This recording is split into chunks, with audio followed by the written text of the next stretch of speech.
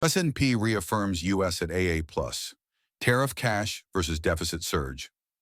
Wall Street wake up. S&P Global kept the U.S. sovereign rating at AA+ with a stable outlook, arguing that tariff revenues can offset some fiscal damage from the administration's latest tax and spending package, even as the monthly deficit swelled and a rival agency downgraded America earlier this year.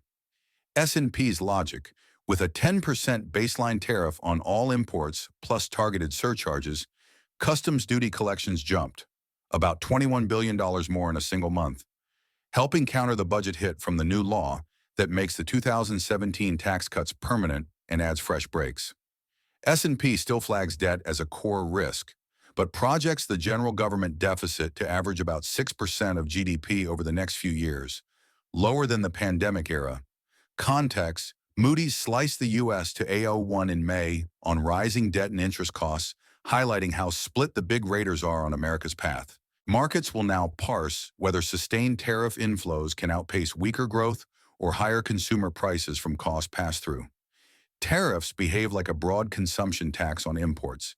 They raise cash quickly, but they can lift input costs for manufacturers and retailers. Whether today's rating call is a green light or a yellow caution depends on inflation pass-through and growth, and on how the Fed navigates rate cuts without reigniting prices.